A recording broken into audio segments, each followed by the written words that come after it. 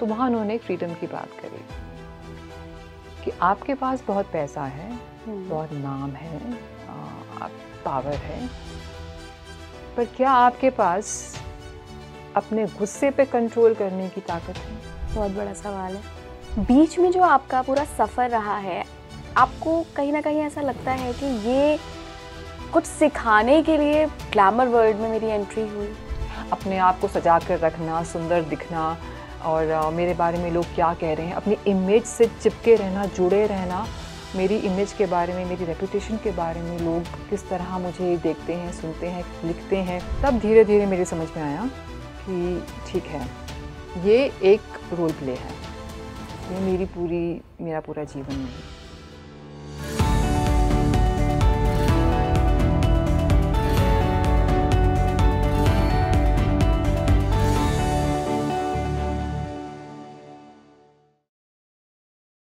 नमस्कार भारत, आप देख रहे हैं स्पीकिंग ट्री। मैं हूं आपके साथ इला गोस्वामी।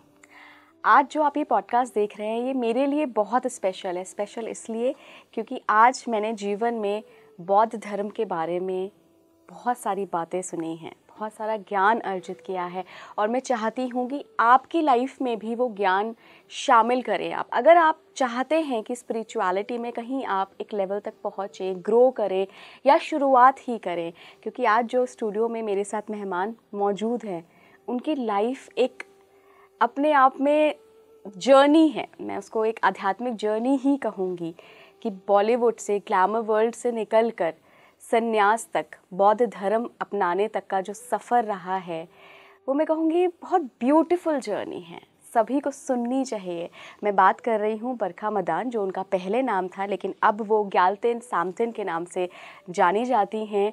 बौद्ध भिक्षु हैं, सन्यासी हैं, और आज उनसे उनकी पूरी जर्नी पे बात होगी, क्योंकि आप सभी के लिए सुनना अपने आप में एक अवेकनिंग होगी कि कैमरा, ग्लैमर और वो जो एक भरपूर चकाचौंध की दुनिया होती है, वहाँ रहकर ये अवेकनिंग, ये ज्ञान हासिल करना कि ये मेरा जीवन नहीं है, मेरा जीवन कुछ और है, वो अपने आप में बहुत बड़ी जर्नी है। तो मैं स्वागत करना चाहूँगी, बहुत बहुत स्वागत है मैम आपका स्पीकिंग ट्री पर। Thank you. जैसे मैंने अपने दर्शकों को बताया, बरखा से ग्याल्तेन सामतेन का सफ़र, ये कैसे हो गया? ये हुआ कैसे? तो इसकी शुरुआत तो बहुत पहले, जब मैं छोटी थी, शायद 10 साल की रही होंगी। मेरे पिताजी इंडियन आर्मी में तब सर्विस करते थे। उनकी पोस्टिंग हुई थी सिक्किम में। तो सिक्किम, आपको पता है, it's a beautiful place in the north east. And वहाँ पर फिर मेरे पिताजी को निमंत्रण आया था कि एक बहुत सुंदर मठ है, मॉनेस्ट्री है, रूमटेक, वहाँ पर जाने के लिए। तो उनके साथ हम बच्चे लोग भी गए थे। वो मॉनेस्ट्री इतनी सुंदर, और वहाँ पर छोटे छोटे मंक्स, भिक्षुगण वहाँ पूजा भी कर रहे थे और बाहर कुछ खेल रहे थे। वो पूरा नज़ारा जैसे ना मुझे बहुत ही लुभा सा गया था। तो उस वक्त मैंने कहा था मेरी मदर से कि मुझे यहाँ छोड़ दीजिए आप। तो ऑब्वियसली 10 साल के बच्चे की मुँह से ऐसी बात कौन सीरियसली लेता है ना। तो उन्होंने बोला कि नहीं, कुछ ऐसा नहीं, आप चलिए। फिर मैंने ज़िद करी कि इतना सुंदर ये जगह है, आप मुझे यहाँ पर थोड़ी देर बैठने दीजिए और मुझे बाद में आके ले जाना और छोड़ के चले जाओ।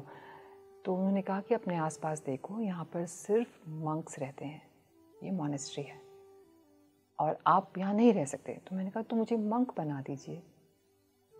आपने 10 साल की उम्र में कहा? बहुत स्पॉन्टेनियसली कहा। मेरा इसके पीछे कोई, जैसे कोई कहते हैं ना स्पिरिचुअल अवेकनिंग जैसी बात, या कोई मुझे नहीं, बस मैंने बहुत ही नेचुरल और बहुत रेगुलर तरीके से कहा तो मुझे मंक बना दो और यहीं छोड़ दो।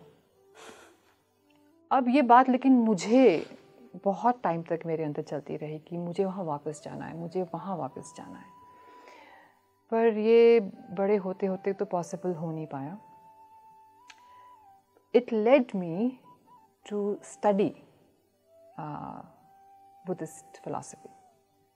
मेरी रुचि जगी थी उसके अंदर, तो मैं थोड़ा बहुत कभी पढ़ती थी, कुछ ज़्यादा डिटेल में नहीं। जब मौका मिला, जब कोई किताब मिल जाए या किसी से बातचीत हो, मुझे योग और इसमें ज़्यादा इंटरेस्ट था शुरू से। आई थिंक कुछ 2001 की बात है। मैं मेरी फैमिली के साथ गोवा में हॉलिडे कर रहे थे, तो वहाँ पर हमने देखा कि कोई एक फॉरेनर अकेले न्यू ईयर्स ईव पे अकेले खड़े हैं, बाकी लोग सब लोग एंजॉय कर रहे हैं अपना। तो मम्मी ने बोला, थोड़े वो उम्र के भी थे, कि वो उनको यहाँ इनवाइट कर लेते हैं हमारी टेबल पे, अच्छा नहीं लग रहा है। वो आए तो उनसे जब बातचीत शुरू हुई तो पता लगा कि वो बुद्धिस्ट स्कॉलर हैं। हाँ, वो जर्मनी से आए थे और वो इंडिया में बुद्धिस्ट फिलॉसफी पढ़ने आए थे। तो वो शब्द सुनते ही टंग अलार्म बजा अंदर। तो मैंने उनसे पूछा कि आप किससे पढ़ने आए हैं? तो उन्होंने बोला कि परम पावन दलाई लामा जी धर्मशाला में हर साल 10 दिन का प्रवचन देते हैं और ये पब्लिक टॉक है, इसमें कोई भी जा सकता है, आप चाहें तो आप भी जा सकते हैं। तो बस फिर उन्होंने मुझे कुछ वहाँ पे कैसे अप्लाई करते हैं, रजिस्ट्रेशन कैसे करते हैं, वो सारी इन्फॉर्मेशन दी। और मैं बम्बई पहुँचकर तब मैं शायद 2 या 3 सीरियल कर रही थी। तो मैंने रिक्वेस्ट करी मेरे प्रोडक्शन हाउस में कि मुझे 10 दिन की छुट्टी दे दी जाए। तो उन्होंने मेरी बात को सीरियसली लिया नहीं, क्योंकि किसी भी एक्टर के लिए आप किसी भी टेलीविज़न के एक्टर को ये पूछ के देखिएगा, या एक्टर को भी नहीं, प्रोडक्शन में किसी को पूछ के देखेगा कि किसी को 10 दिन की छुट्टी चाहिए अपने चलते हुए सीरियल में, तो वो आपको सीरियसली पहली बात लेंगे नहीं। दूसरी बात, अगर आपको छुट्टी चाहिए, you will be written off, आपका ट्रैक निकाल देंगे, आप कोमा में चले गया कैरेक्टर अचानक से, या आपके स्टोरी लाइन चेंज कर देंगे। तो in a way you will end up losing that job. पर मन में बहुत स्ट्रॉन्ग ये इच्छा थी कि मैं वहाँ जाऊँ, तो मैंने दिल से न जाने किसी को बहुत स्ट्रॉन्ग तरीके से एक गुहार लगाई कि प्लीज़ ये पॉसिबल कर दो। कुछ ऐसा हुआ कि मुझे वो 10 दिन मिल गए और मैं धर्मशाला पहुँची। और वो जो मेरा पहला अनुभव था परम पावन दलाई लामा जी के दर्शन करने का, उसको तो शब्दों में बयान करना बहुत मुश्किल है। उस टाइम पर गुरुजी अपने रेजिडेंस से चल के आते थे अपनी मॉनेस्ट्री की तरफ, मंदिर की तरफ, और वहाँ पर ओपन पब्लिक टीचिंग्स होती थी। तो उनको मिलने के लिए, उनको सुनने के लिए हज़ारों लाखों की भीड़ इकट्ठी होती है, और आज भी होती है। उस समय तो ज़्यादा होती थी, लेकिन ज़्यादातर लोग आते थे उस समय लद्दाख, हिमाचल, अरुणाचल, ये पहाड़ी इलाकों से, और बहुत सारे तिब्बती रिफ्यूजी लोग। अच्छा। ख़ास तौर से वो लोग जो वृद्धावस्था में हैं, गुरुजी की दर्शन एक बार हो जाए। तो ऐसे ही जब वो आए, तो मैं जहाँ बैठी थी, मेरे साथ एक बहुत ही वृद्ध महिला बैठी थी, और बहुत देर से वो अपना ओम मनी पद्मे हुम का उच्चारण कर रही थी, और उनके हाथ में एक प्रेयर व्हील बोलते हैं जिसको, मनी व्हील, वो ऐसे घुमाते हुए, आपने देखा होगा। वो ऐसे, और वो अपनी मंत्रोच्चारण कर रही थी। जैसे गुरुजी आए तो वो आगे झुकी उनके पाँव छूने के लिए। तो उनके साथ, गुरुजी के साथ उनके अटेंडेंट्स चलते हैं, उन्होंने उनको पीछे की तरफ किया। तो उनके मुंह से निकला कुंदुन, गोंदा। कुंदुन गुरुजी को बुलाया, गोंदा, गोंदा मीन्स तिब्बती भाषा में कहते माफ़ी, you know, it's like I am sorry. अब वो वृद्ध अवस्था में हैं और उनके मुंह से ये निकला। उस वक्त तो मुझे शब्द का मतलब नहीं मालूम था। गुरुजी क्रॉस कर चुके थे उन्हें, वो मुड़कर आए और उन्होंने उन वृद्ध महिला को घुटने तक गए और ऐसे चेहरा ऊपर करा, उनको आशीर्वाद दिया, और उनकी आंखों में आंसू। ये दृश्य देखकर मेरी आंखों में आंसू। मैं बिल्कुल उनके साइड में बैठी थी। तो गुरुजी का ध्यान मेरी तरफ आया और उन्होंने सर पे ऐसे, it just left me speechless. कि एक इंसान, अब कुंदन का मतलब होता है प्रेजेंस। ये मुझे बाद में समझ में आया। What does it mean to hold a presence like this? एक इंसान की सिर्फ एक झलक, सिर्फ उनका वहाँ होना किसी के मन को इतनी शांति दे सकता है, किसी के मन में इस तरह से करुणा का भाव ला सकता है। वो क्या करते होंगे? वो किस तरह की पूजा पाठ करते होंगे या किस तरह से उनका जीवन आचरण होगा, वो कौन है। ये मेरी पहली झलक है दलाई लामा जी को देखने की। So this really moved me a lot, तो खैर मैं उस प्रवचन में तो गई थी उनको सुनने के लिए। इस नज़ारे के बाद तो ऐसे हो गया कि मंत्रमुग्ध, मेरी आंखें हट नहीं रही थी उनसे। तो प्रवचन में उन्होंने बात करी थी बुद्ध शासन के 2 सिद्धांतों की, करुणा और बोधिचित्त। अब जो भी परम पावन जी के बारे में जानते हैं सब उनको अविलोकितेश्वर का अवतार मानते हैं, जो करुणा सागर। अब अगर आप करुणा सागर के अवतार हैं मनुष्य रूप में, तो एक झलक ही पा लेना मतलब आपके अंदर उस स्रोत को एक तरह से ना किसी ने बटन दबा दिया हो, लाइट स्विच आपका ऑन हो गया हो। और उसके बाद आपको जो वो बात कर रहे हैं वो है वो बोधिचित्त की। और बोधिचित्त का मतलब है मैं बुद्ध बनूं सबकी भलाई के लिए, तो मैं आपकी भलाई के बारे में सोचूं, तो मेरे अंदर इतनी करुणा का एक वास होना ज़रूरी है। जी बिल्कुल। और ये करुणा ऐसी नहीं जिसको हम कहते हैं कि आप मेरी भलाई करें तो मैं आपकी भलाई के बारे में सोचूं, ट्रांजैक्शनल ना हो। एग्जैक्टली। तो आप मुझे कुछ अच्छा करें तो मैं अच्छा करूं, उस तरह की करुणा नहीं, ये निस्वार्थ करुणा, सेल्फलेस। जब मैं उस मठ, छोटे में उस मठ से बाहर आई थी, बड़े होते होते मेरे मन में सवाल हमेशा आता था, चलो मैं नहीं मंक बन पा रही हूँ क्योंकि मेरे पास ये डिसीजन लेने की आज़ादी नहीं है, फ्रीडम नहीं है। मैं ये नहीं कर पाती हूँ क्योंकि because I am a girl, तो मुझे ये करने की फ्रीडम नहीं है। मैं बाहर नहीं खेल सकती क्योंकि मुझे बाहर जाने की फ्रीडम नहीं है। तो मेरे अंदर ये बहुत सारे सवाल उठते थे कि फ्रीडम है क्या, और ये मुझे ये फ्रीडम कैसे मिल सकती है, क्यों नहीं है मेरे पास ये फ्रीडम। तो मेरे ना बड़े होते होते फ्रीडम के बड़े सारे ना परिभाषाएं थी, और फिर वो परिभाषाएं बदलती जा रही थी, और वो डेफिनेशंस हर 10 साल में चेंज हो जाते थे। सबसे स्ट्रॉन्ग डेफिनेशन क्या थी उस वक्त? ये थी कि मेरे पास इतना पैसा हो कि मैं अपनी मनचाही जीविका जी सकूं, मैं अपना मनचाहा जीवन जी सकूं। I should have the freedom to lead a life the way I want. चलिए, इस समय तो उतना पैसा बन चुका है और बहुत फेम भी हो गई है और लोग पहचानते भी हैं, अब और क्या चाहिए। और ये लगता था कि इस फ्रीडम से मुझे एक सेटिस्फैक्शन और एक तरह की अंदरूनी खुशी मिल जाएगी, जो नहीं मिली, बिल्कुल भी नहीं। फ्रीडम मिली है इस पैसे से वो करने की, जीवन शैली जीने की, आंतरिक खुशी नहीं। The deeper sense of satisfaction still evaded me, or still evades a lot of people. तो I'll try and connect this. तो मैं फ्रीडम क्या है, कैसे, और फ्रीडम की परिभाषाएं क्या हैं, क्या होनी चाहिए, मेरा जो डेफिनेशन था बहुत ही इमेच्योर, एक सांसारिक फ्रेमवर्क से निकल के आता था। उस प्रवचन में गुरुजी ने बहुत सिंपल तरीके से बात करी, क्योंकि अभी हम जब महाकरुणा की बात कर रहे हैं तो उसमें माइंड में ये बात बहुत सही तरीके से बैठी होनी चाहिए कि मेरी करुणा जो है, मेरा जो व्यवहार है वो ट्रांजैक्शनल नहीं है, नहीं होगा। तो इसको आप चेंज करेंगे। तो आप चेंज कैसे करेंगे? आप माइंड को ट्रेन करेंगे। लोजोंग इसको बोलते हैं, माइंड ट्रेनिंग प्रैक्टिसेस।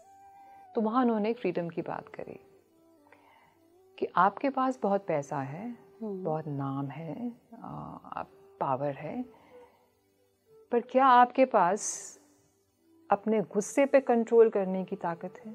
बहुत बड़ा सवाल है। क्या आपके पास अपनी जेलसी को कंट्रोल करने की ताकत है? अगर नहीं है तो आप फ्री कैसे हैं? और क्या आपके पास ये ताकत है, या आपके मन में कभी ये भी बात आती है कि मैं अपनी मृत्यु का खुद चयन कर सकता हूँ? This is what a yogi does, a true yogi. बिल्कुल।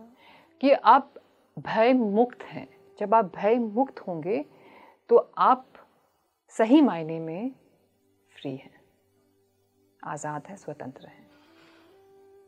तो ये सुनने के बाद तो सच में मुझे लगा कि अरे मेरी फ्रीडम की डेफिनेशन तो क्या ही थी। पर जो अंदर सवाल थे उनके सारे आंसर्स उनके प्रवचन में धीरे धीरे अपने आप आ रहे थे। और बोधिचित्त जितनी बार वो कहते थे उतनी बार मुझे लगता था कि जैसे मैंने सुना है पहले कहीं, जैसे कि कुछ हो रहा है दिल में। और बहुत आंसू निकल रहे थे। बिल्कुल मैं उनको क्वेश्चन भी नहीं कर रही थी कि मेरे आंखों से इतने आंसू, ना मैं दुखी हूँ, ना मैं बहुत किसी चीज़ से प्रताड़ित हूँ। और एक अलग अनुभूति थी, जैसे मैं बोधिचित्त सुनती थी, जैसे कि वाह ये क्या ही भाव होगा अंदर। तो ये पहला मेरा उनसे मिलना, आशीर्वाद मिलना और एक प्रवचन सुनना और turning point of my life. आपकी सारी जर्नी सुनने के बाद एक सवाल बार बार मेरे दिमाग में आ रहा है। वो सवाल ये है कि 10 साल की उम्र में आपको सिक्किम के एक मठ में ये अट्रैक्ट किया। आपने जब वो बौद्ध भिक्षुओं को देखा, आप बिल्कुल अट्रैक्टेड फील कर रही थी। एक बच्चे के लिए मतलब वो फीलिंग जो आपने एक्सप्लेन अभी करी, वो बड़ी यूनिक फीलिंग है कि मुझे भी बना दो ना भिक्षु, मैं भी यहीं रह लूँगी। उसके बाद फिर आई थिंक 2012-13 में आपने 2012 में आप पूरी तरह से बौद्ध धर्म को आपने अपना लिया और आप एक भिक्षु सन्यासी बन गए। जी। बीच में जो आपका पूरा सफ़र रहा है, आपको कहीं ना कहीं ऐसा लगता है कि ये कुछ सिखाने के लिए ग्लैमर वर्ल्ड में मेरी एंट्री हुई? क्योंकि जब हम बौद्ध धर्म की बात करते हैं, अनत्ता, नॉन सेल्फ की बात आती है। बॉलीवुड में नॉन सेल्फ कहाँ है? वैलिडेशन के पीछे भागते हैं। मतलब आपका कोई कैरेक्टर लॉन्च हुआ, आप उसको वैलिडेट कितना कर रहे हैं लोग, एक एक्टर की यही प्यास होती है। तो वो जो बीच की जर्नी है वो क्या सिखाने के लिए आई? कभी आपने इस बारे में सोचा? हाँ, बहुत बारी। मैं जब पहली बार मिली थी 2000 या 2001 में, मैं हर साल जाती थी। मैं कम से कम 7 साल लगातार गई हूँ वहाँ पर। मैंने वहाँ जाते ही फ़िलॉसफ़ी कोर्स में एनरोल कर लिया था। जब भी कुछ नया सीख कर आती थी, मुझे दिक्कत होती थी इसको इम्प्लीमेंट करने में, क्योंकि आपने कहा ना वैलिडेशन। अब वैलिडेशन तो मतलब प्रोफेशन का एक हिस्सा है, हम तो सोचते भी नहीं उस बारे में। अपने आप को सजा कर रखना, सुंदर दिखना और मेरे बारे में लोग क्या कह रहे हैं, अपनी इमेज से चिपके रहना, जुड़े रहना, मेरी इमेज के बारे में, मेरी रेपुटेशन के बारे में लोग किस तरह मुझे देखते हैं, सुनते हैं, लिखते हैं, वो सब चीज़ों पे आप जी रहे हैं। बुरा लिख दिया तो डिप्रेशन हो जाती है, अच्छा लिख दिया तो सर आसमान छूने लगता है। मिडिल ग्राउंड कहीं नहीं है। तो मुझे शुरू में होता था कि जो मैंने पढ़ा समझा उसको मैं एग्जीक्यूट कैसे करूं, क्योंकि अगर मैं करने लग जाऊं तो बहुत जल्दी मेरी छुट्टी हो जाएगी यहाँ से। You are known, you have to look glamorous, you have to dress up a certain way. तब धीरे धीरे मेरे समझ में आया कि ठीक है, ये एक रोल प्ले है, ये मेरा पूरा जीवन नहीं है, ये मेरी पर्सनालिटी भी नहीं है। तो जब मैं अपने घर के अंदर आऊँगी, मैं नॉर्मल। जब मैं घर के बाहर जा रही हूँ और वो मेरी जीविका है, उसके लिए मुझे पैसे दिए जाते हैं, उस तरह से दिखने के, बातचीत करने के, उस तरह के कपड़े पहनने के लिए लोग मुझे आते हैं देखने, तो I have to be true to that profession also. तो वो घर के बाहर, अंदर नहीं। और मैं अंदर आऊँगी तो वो सारा पेरीफेरा बाहर छोड़ कर आऊँगी। अंदर कैसा था आपका घर? क्या मतलब आप? बहुत सिंपल, बहुत ही सिंपल मेरा घर। अब क्योंकि मन में बार बार होता था कि मुझे कभी ना कभी तो जाना ही है एक ननरी या एक मठ में रहने के लिए। तो मेरा पर्सनल लाइफ सिंपल, मेरे पास ना ज़्यादा फर्नीचर। इनफैक्ट मेरे पिताजी पहली बार जब मेरे पास आए थे वो तो हैरान थे कि घर में कुछ फर्नीचर नहीं, कुछ नहीं है, सिंपल सा बेड रखा हुआ है और वो सोफ़ा कम बेड है ना, और बहुत कम बर्तन, बहुत functional, minimalistic life, you can say that. बहुत ही फंक्शनल, बहुत ही मिनिमल उसके अंदर चीज़ें रखी हुई हैं। हाँ, मेरे पास कपड़े बहुत ज़्यादा थे क्योंकि वो मेरी प्रोफेशन की डिमांड है। और शूज़, कपड़े, मेकअप, जो भी एक एक्टर के लाइफ में लगता है, ये सब अलग। बाकी गाड़ी मेरी सिंपल, कुछ भी ऐसा नहीं कि मुझे बहुत कुछ चाहिए। मैंने बहुत टाइम तक तो सेल फोन भी यूज़ नहीं किया था, अभी करना पड़ता है इनफैक्ट, सोचिए उस समय में नहीं किया था. So for me the transition personally was not a shock. I was prepared for it and I was very happily embracing it. But जब आप ये कहते हैं कि मैंने जैसे सीखा वहाँ पर कि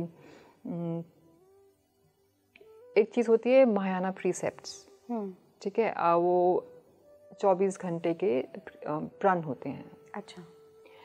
सनराइज टू सनराइज, ठीक है.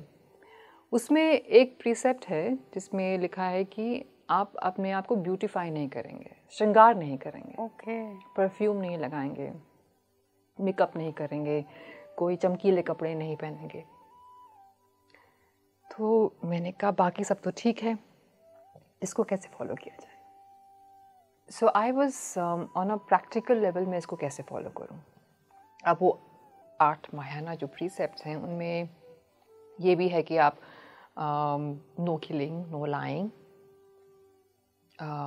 नॉट ईटिंग आफ्टर नून, 12 बजे के बाद आप भोजन नहीं करेंगे.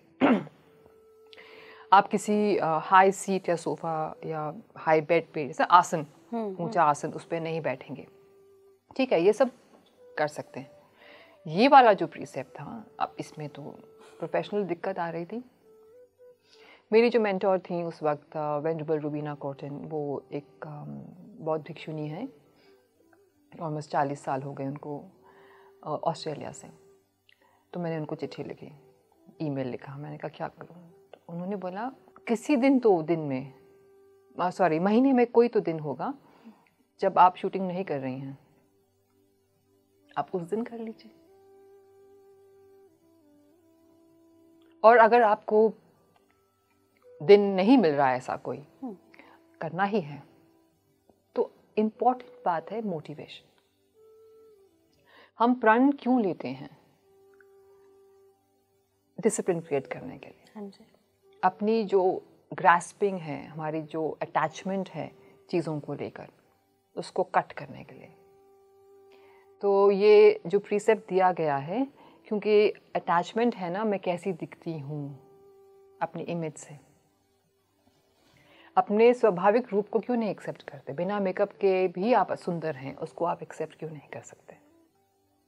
तो सौंदर्यता से और श्रृंगार से जो हमारी अटैचमेंट है, और फिर मेरे श्रृंगार किए हुए रूप को देखकर मुझे किस तरह से कॉम्प्लीमेंट्स मिलते हैं, उससे जो अटैचमेंट है, इसको धीरे धीरे कट करेगा. तो ग्रास्पिंग एट योर इमेज. सो ऐसे ये बात तो बहुत सही है, तो कैसे किया जाए? तो ठीक है, पहले तो हुआ कि जिस दिन शूटिंग नहीं है उस दिन. फिर उन्होंने कहा कि मोटिवेशन बहुत इम्पोर्टेंट चीज़ है. आप मेकअप भी अगर कर रहे हैं, तो अगर आपके मन में ये मोटिवेशन है कि मैं सिर्फ मेरे प्रोफेशन के लिए कर रही हूँ, मुझे इससे कोई लगाव नहीं है, I am not grasping at beautifying myself for a certain way. क्योंकि मैंने डिस्कशन में उनसे ये भी कहा था, मैंने कहा हमेशा मेकअप हमारा सुंदर नहीं होता है दिखने के लिए. फिल्म का मेकअप कैरेक्टर के हिसाब से होता है. कभी चोट भी लगती है तो उसका भी मेकअप किया जाता है, राइट. कभी बहुत ग्लैमरस दिखना है, उसका मेकअप अलग होता है. कभी आप बहुत सैड कोई सीन कर रहे हैं तो उसका मेकअप अलग होता है. तो मेकअप सिर्फ सुंदर दिखने के लिए नहीं है. तो इसी डिस्कशन में फिर ये बात निकल के आई थी कि so she said you have to check your motivation for doing it. अगर आपका उद्देश्य अपने आप को ऐसे सिर्फ ब्यूटीफाई करके अपने अंदर घमंड पैदा हो उस तरह का नहीं है, तो करिए. वो आपका प्रोफेशन है, आप उसको निभाइए. आपका धर्म है, वो उसको करिए. जब तो आप प्रोफेशन में हैं, आप इसको करिए. अब इससे जुड़ी कुछ चीज़ें और भी हैं. Do not gossip. ये कैसे होगा? अब आप बताइए, एक एंटरटेनमेंट इंडस्ट्री के जितने रिसाले निकलते हैं, जितनी हम आजकल तो बहुत ज़्यादा निकलते हैं, डिजिटल हो गए हैं, there are nothing but gossip. उसकी थोड़ी सी मतलब सैड भी है, क्योंकि क्या हम लोग सिर्फ यही करते हैं वहाँ पर. तो आप गॉसिप कैसे ना करें. और अगर आप बातचीत कर रहे हैं और बातचीत में पार्टिसिपेट ना करें, तो वैसे ही लोग आपसे दूर हो जाते हैं. फिर वो आप धीरे धीरे कटने लगते हैं उनसे। मतलब आप धर्म संकट में फंस गई थी? नहीं, फंसी नहीं थी। मैंने पहले इसके बारे में सोच लिया था, अगर ये हुआ तो क्या करूँगी। ओके। मैंने ये नहीं कहा कि ये हो रहा है इसलिए मैं नहीं करूँगी। मैंने कहा ये आ रहा है, ये मैं देख रही हूँ, लोग धीरे धीरे अलग हो रहे हैं, मैं थोड़ा आइसोलेट सा फील करती हूँ। तो she said but you can always listen and not participate. ज़रूरी नहीं है कि आप उस तरह के कॉन्वर्सेशन में भाग लें, एंगेज हों, तो धीरे धीरे आपका जो स्पीच है वो कम होता जाएगा, अपने आप माइंड ट्रेन हो जाएगा। तो इम्पॉर्टेंट बात ये है कि आप कर किस लिए रहे हैं। अगर ये बात समझ में आ गई है कि इस तरह की बातचीत से कोई लाभ नहीं है मुझे और ना ही सामने वाले को, हम टाइम पास कर रहे हैं, व्यतीत हो जाए किसी तरह से, तो ज़रूरी है कि ये टाइम पास में किसी की बुराई ही की जाए, कुछ अच्छी बातें कर लो, या किसी का मजाक ही उड़ाया जाए, या किसी के बारे में सिर्फ बेवजह की कोई अफवाहें डिस्कस करी जाए, जस्ट रूमर टॉक, उससे क्या लाभ है। तो कुछ अच्छी बात करें, पर अच्छी बात करने के लिए अच्छे संग की ज़रूरत होती है ना, like minded people. You can not have this kind of a conversation with just anybody. बिल्कुल। तो फिर ये मेरा कॉन्शियस चॉइस था कि चलिए फिर मैं और मेरी किताब अच्छी संगति में रहेंगे। और ऐसा भी नहीं है कि हर कोई सिर्फ गॉसिप ही करना चाहता है, बट नॉर्मली लोग जब मिलते हैं तो।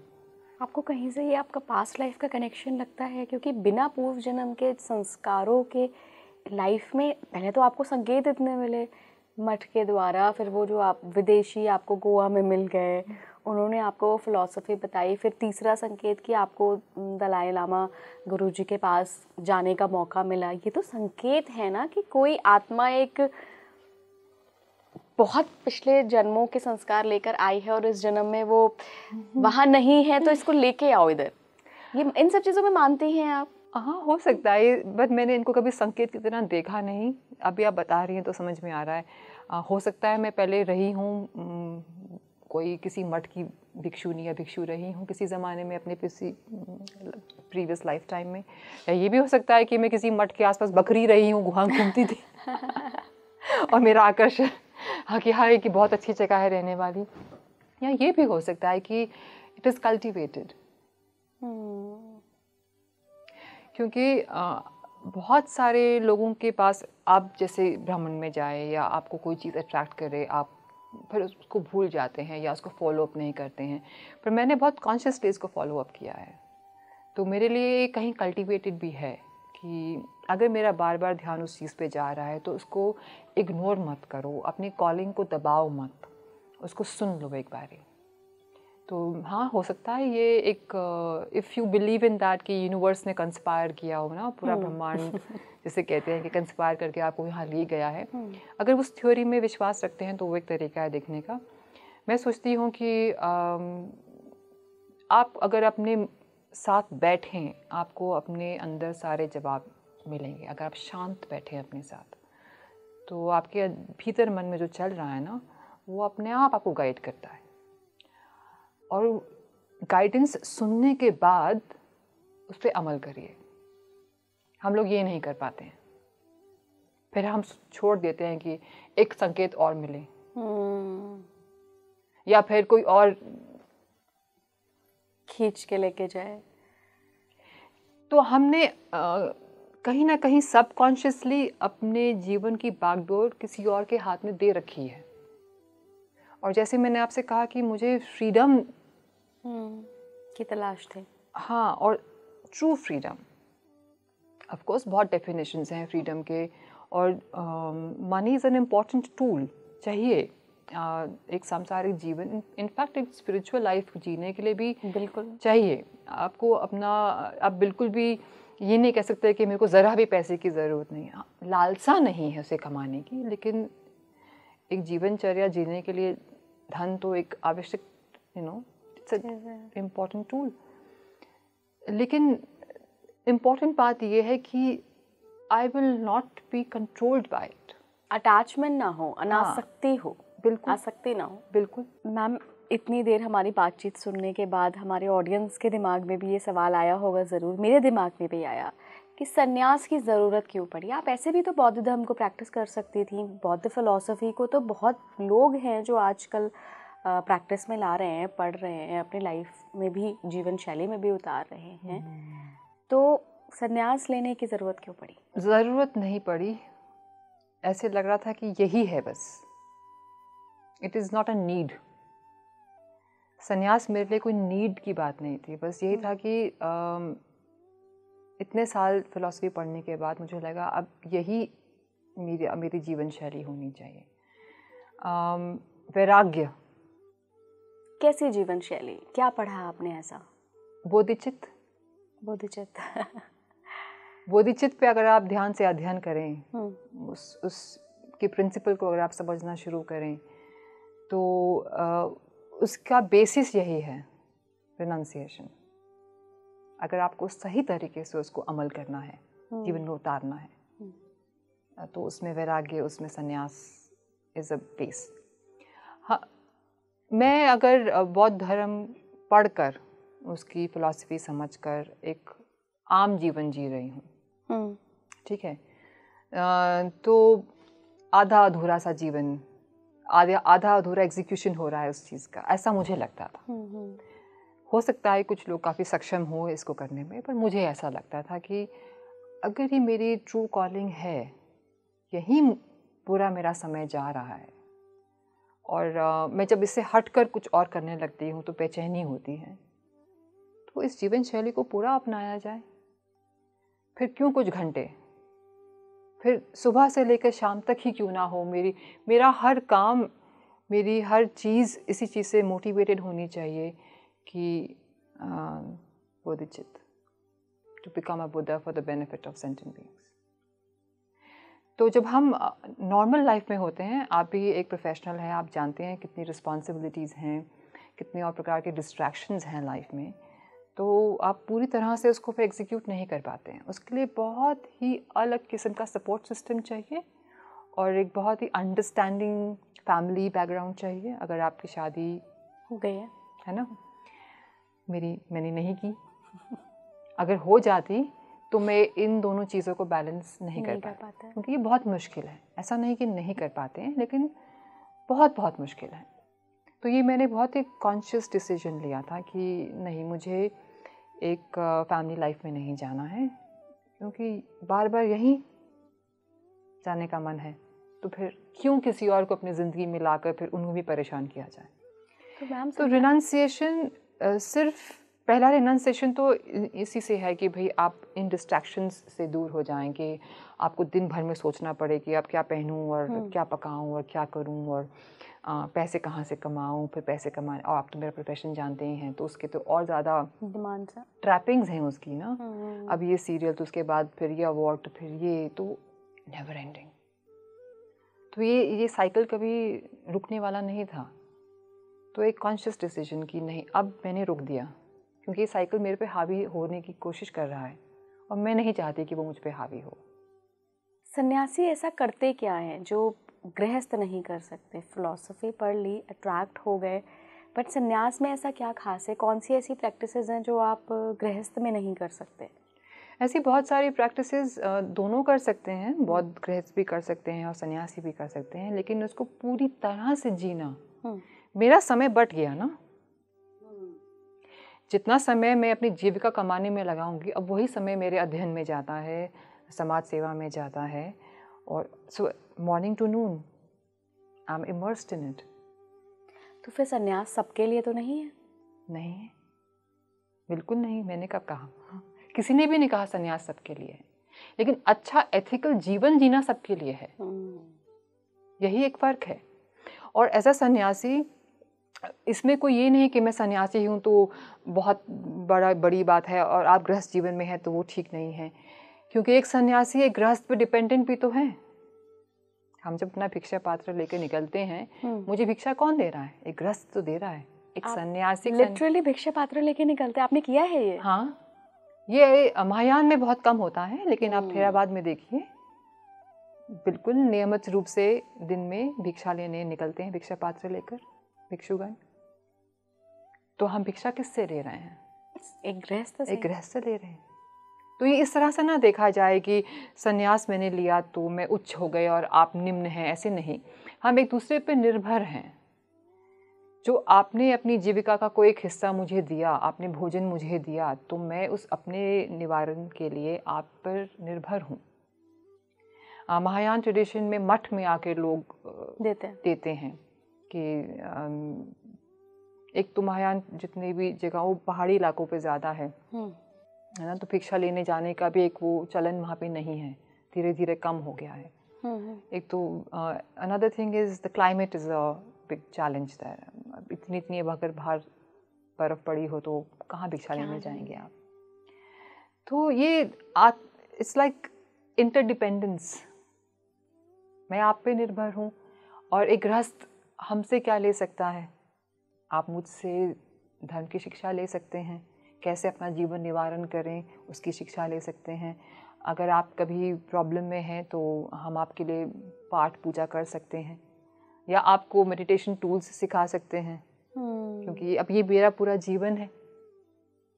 तो संन्यास मेरे लिए पर्सनली इसलिए कि इस पॉइंट तक मैं आ चुकी थी कि यही मेरी लाइफ होनी चाहिए और मुझे एक सांसारिक लाइफ में, एक गृहस्थ लाइफ में कोई रुचि नहीं।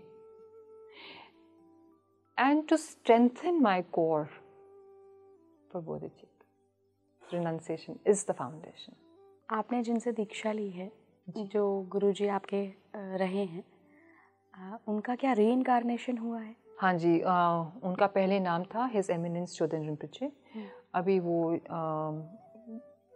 शायद 6 या 7 साल के हैं। सेरा मोनेस्ट्री में दोबारा से उनको उनकी गद्दी दी गई है।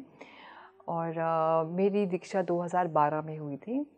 तो मेरे गुरुजी लामा जोपा रिम्पोचे, उनसे मैंने कंसल्ट किया तो उन्होंने कहा कि हाँ मेरे लिए सही बात है। तो मैंने कहा ठीक है, अगर इस पथ पे जाना है तो क्या करना है? तो उन्होंने बोला आप दीक्षा ले सकते हैं और दीक्षा का बेस्ट समय जो है कल है। कल है एकदम से। मैं तो बहुत खुश थी ये सुनकर, क्योंकि मेरे मन बस यही था कि वो मना ना करें। और मैं पहले कभी किसी भिक्षुनी से मिली नहीं हूँ, सिवाय जो मेरी मेंटोर टीचर रही हैं वो ऑस्ट्रेलिया से हैं, वो वेस्टर्न नन है। मेरी बातचीत कभी किसी इंडियन भिक्षुनी से या कोई तिब्बती भिक्षुनी उनसे भी नहीं हुई थी। तो क्या है ही नहीं?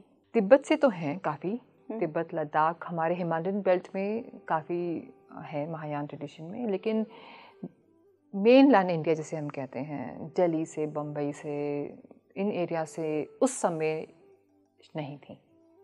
मेरी दीक्षा के कुछ घंटे बाद ही मुझे कहा गया कि हिमालयन बेल्ट को छोड़कर, मतलब नॉन हिमालयन में शायद पहली बनी हूँ। तो मुझे एकदम से ना शौक सा लगा कि तो मतलब मेरे आसपास कोई नहीं है, मेरा भिक्षुनी संघ मैं अभी मतलब कहाँ किससे बातचीत करूँ, किससे उठूँ बैठूँ। एक तरह से मेरे लिए चैलेंज भी था ये। तो गुरुजी ने कहा कि आप ज़्यादा इसमें सोच विचार ना करिए, धर्मशाला में उनका एक मेडिटेशन सेंटर है तुषिता के नाम से, आप वहाँ जाइए। तो वहाँ पे गुरुजी से उन्होंने जो पढ़ाते हैं ऐसे, मैं इनसे बात कर चुका हूँ, आप इनके साथ ये वाला शास्त्र पढ़ेंगे, फिर इसके बाद इनसे पढ़ेंगे। तो मेरी डायरेक्ट हाई लामास जिसे कहते हैं, उनसे डायरेक्ट मेरी शिक्षा शुरू हुई, क्योंकि मुझे तिब्बती नहीं आती है। मैं बातचीत कैसे करूं? और वो जो पढ़ाते हैं वो तिब्बती में पढ़ाते हैं। अभी जो तिब्बती में पढ़ाते हैं तो मैं समझूं कैसे? तो आमूमन वहाँ पे ट्रांसलेटर होते हैं, खासकर परम पावन दलाई लामा जी के जो पब्लिक टॉक्स होते हैं तो उन कई भाषाओं में उनका ट्रांसलेशन होता है। उस समय तो सिर्फ इंग्लिश में होता था और कुछ और फॉरेन लैंग्वेजेस में, हिंदी में भी नहीं होता था, क्योंकि हिंदी सुनने वाले लोग वहाँ बहुत कम थे। तो फिर वो प्रबंध नहीं करते थे उसका। पिछले कुछ सालों से हिंदी में भी होता है। ये तो बहुत अच्छी बात है। हाँ जी। तो उस समय मुझे, लेकिन 12-13 साल पहले की बात कर रही हूँ, उस समय मुझे लगा कि अरे, मुझे लगा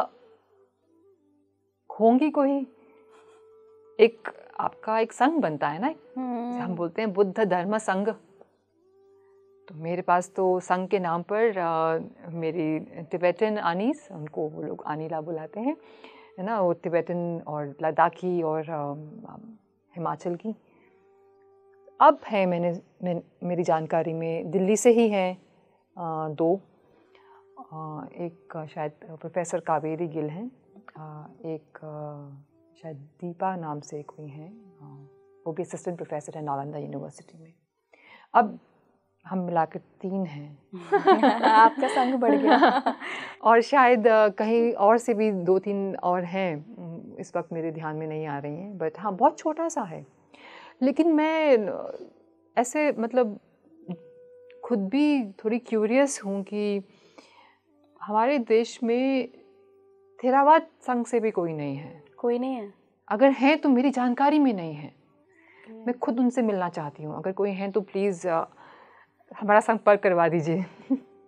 मैंने भिक्खुगण तो मिली हूँ, काफ़ी मिली हूँ।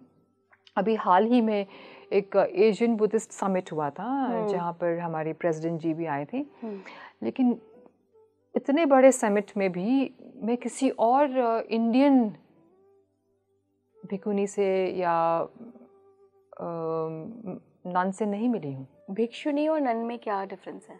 इंग्लिश में अच्छा, दोनों एक ही हैं? एक ही हैं। है तो वर्ड बौद्ध धर्म में भिक्षुनी और पाली में भिक्खुनी, भिक्खुनी है ना, और लेकिन इंग्लिश में जब बोलते हैं तो नन बोलते हैं।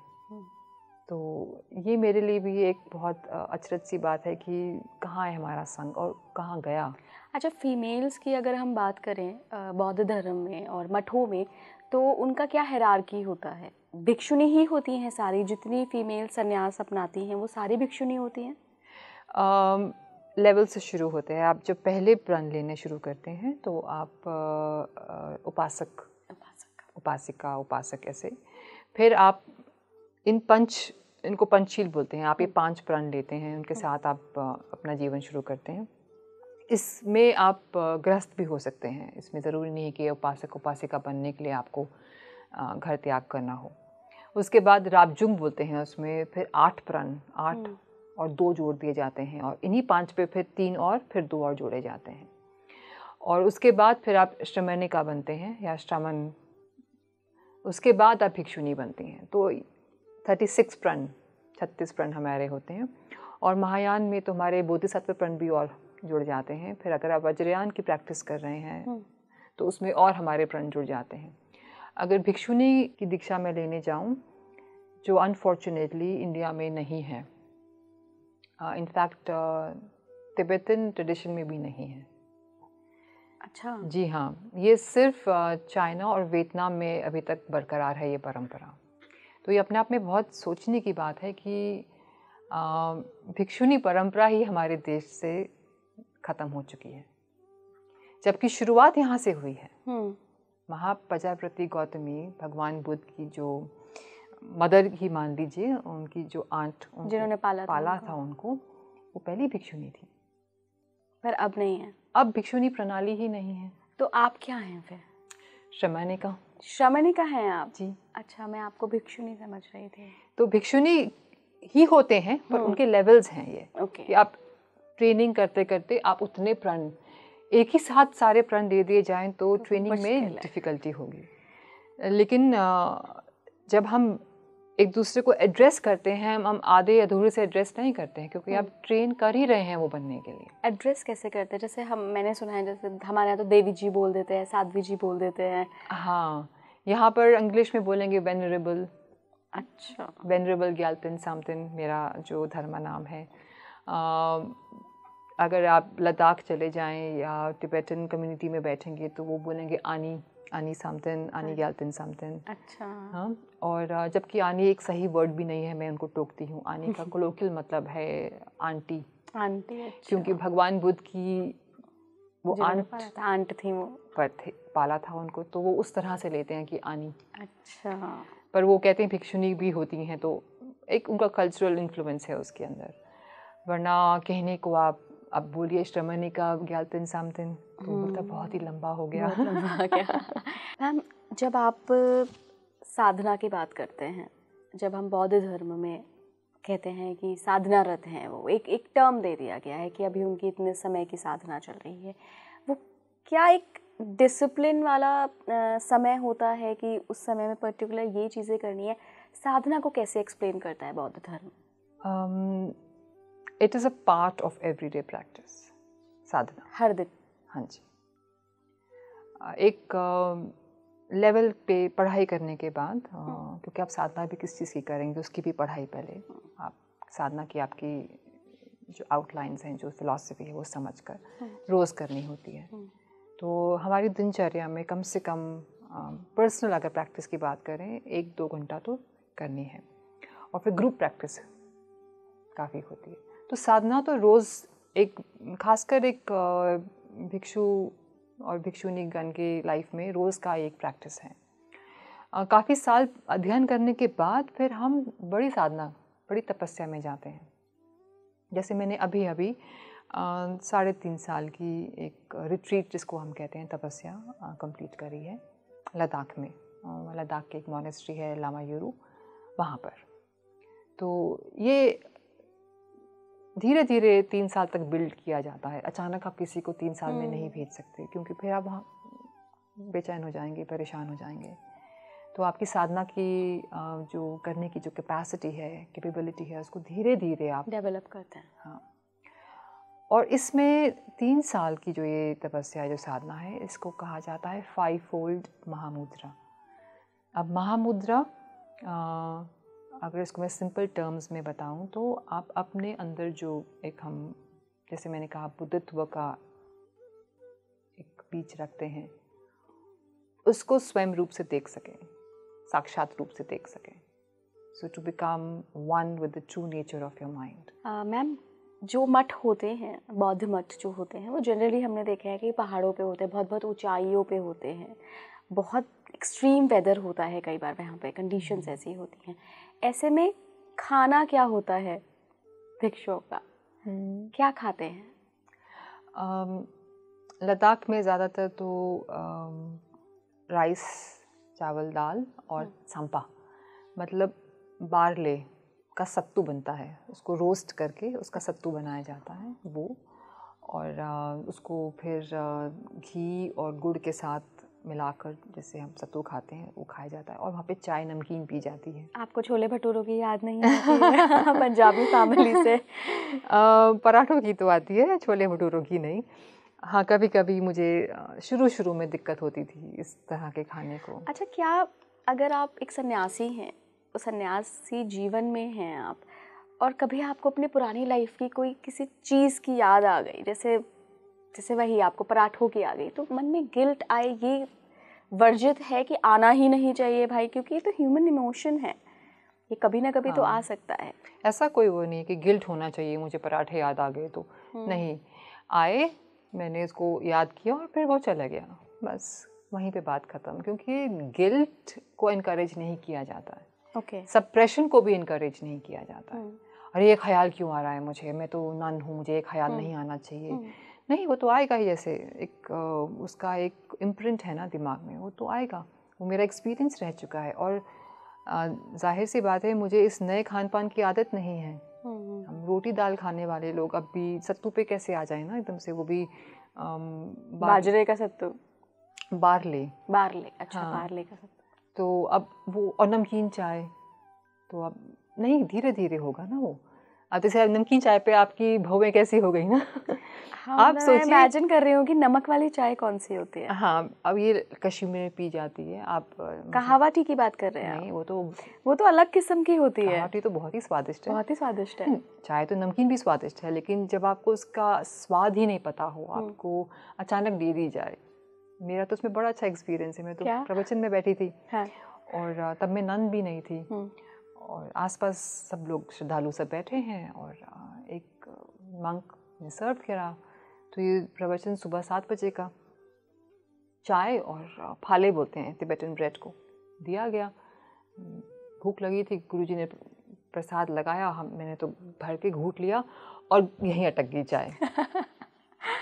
और मैं हाथ हिलाऊं उनको, अब वो ना जा, यहाँ देखूँ तो ये भी पी रहे हैं, इनको मैंने कहा है देखो इन लोगों में कितनी डिवोशन है, प्रसाद मानकर बिना संकोच किए पिए जा रहे हैं, और यहाँ मैं हूँ, है ना, मुझे तो पता नहीं क्या हो रहा है। मैंने उनको इशारा किया तो उन्होंने बोला और चाहिए क्या? वहाँ से बोला मैंने उनसे जाके बोला कि गलती से इसमें नमक डल गया है। वो मुझे देखते हैं ऐसे, कहता है ये नमकीन ही होती है। क्या लॉजिक क्या है नमकीन चाय का? तो पहाड़ों में चाय नमक से पी जाती है, उनका ये एक लॉजिक है कि it helps you retain energy, salt, तो आपको डिहाइड्रेशन जल्दी नहीं होती है, आप हाई एल्टीट्यूड पे रह सकते हैं, आपको ऑक्सीजन, शुगर के वजह नमक आपको ज़्यादा हेल्प करता है, दिस इज़ हाई एल्टीट्यूड। और शायद वहाँ पे शुगर उस समय पहले ज़माने में जल्दी मिलता भी नहीं होगा, तो नमक डाल देते थे, नमक। तो अब उसका थोड़ा थोड़ा मुझे टेस्ट एक्वायर हो गया। सारे टी लवर्स का टेस्ट खराब कर दिया होगा। नहीं, ऐसी बात नहीं है, बहुत लोगों को बहुत पसंद भी है। आप कभी कश्मीर या लद्दाख आएँ तो ज़रूर ट्राई कीजिएगा। बिल्कुल। और क्या इंटरेस्टिंग चीज़ें होती हैं मठों के बारे में जो हमें नहीं पता है?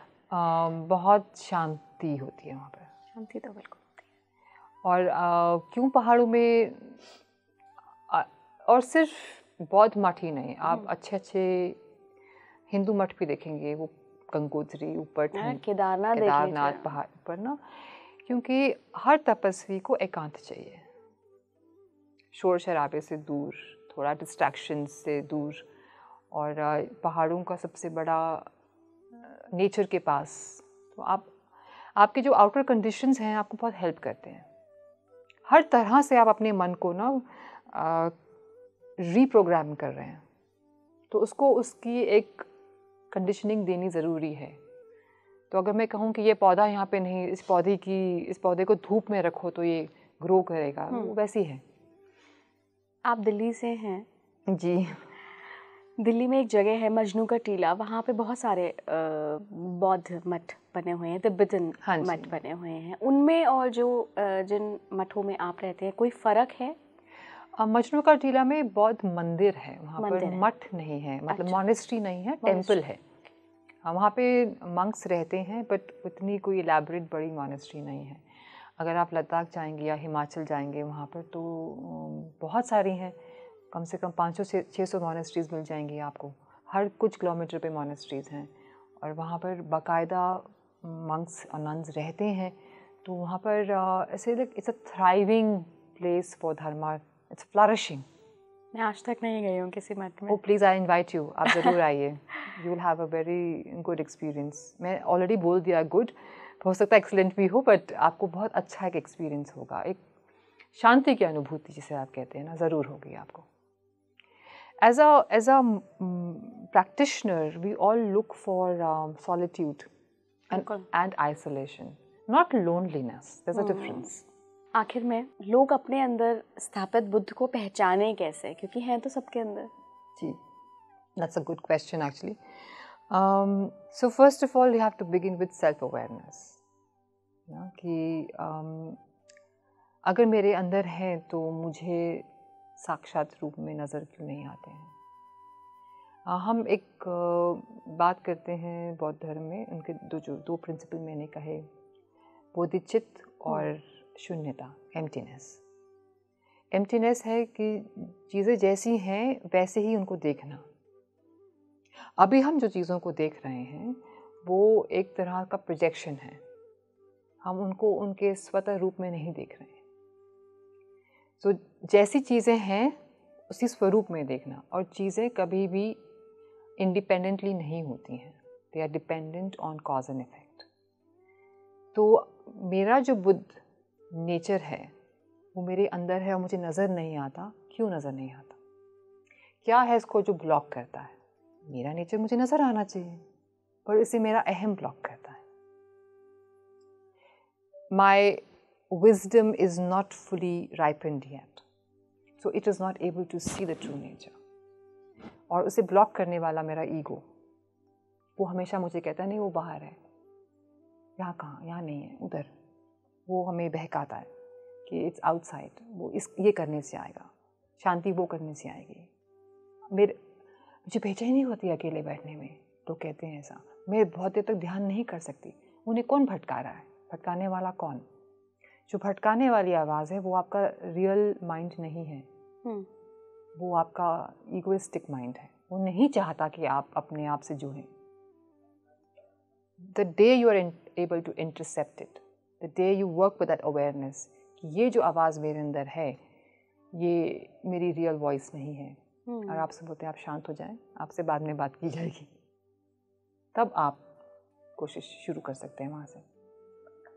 तो awareness, be aware of yourself, be aware of your surroundings, be aware of the voices that you are hearing and following in your head. मैं क्या बोलूँ, मेरे पास ना शब्द नहीं है इस पूरे इंटरव्यू को रिकॉर्ड करने के बाद। इंटरेस्ट हमेशा से था बौद्ध धर्म को जानने का, मतलब बचपन में जो हम किताबों में जितना पढ़ते हैं वो पढ़ा और भी जगहों से पढ़ा, लेकिन आज रूबरू होके एक बौद्ध भिक्षु के साथ, सन्यासी के साथ जो जाना है, वाकई मुझे लगता है कि मुझे अब लगता है कि है अंदर, और बस अवेकनिंग की ज़रूरत है और वो ढूंढने की ज़रूरत है। और आपसे भी मेरी यही गुजारिश है कि सबके अंदर वो शिव, वो बुद्ध जिस भी रूप में आप उनको मानते हैं, वो सब आपके ही अंदर हैं। आप बस उसको जगाइए और फिर देखिए कि जीवन में क्या बदलाव आता है। बहुत अच्छा लगा मैम, आप जुड़ी और मैंने पहली बार आपको सुना है इस इंटरव्यू के ज़रिए ही, और दर्शकों के लिए भी काफ़ी एनलाइटनिंग रहा होगा ये सेशन। आप मुझे कमेंट बॉक्स में ज़रूर बताइएगा कि कैसा लगा आपको ये पूरा जो हमारी बातचीत हुई है। बहुत बहुत धन्यवाद मैम जुड़ने के। मुझे यहाँ बुलाने के लिए बहुत बहुत धन्यवाद।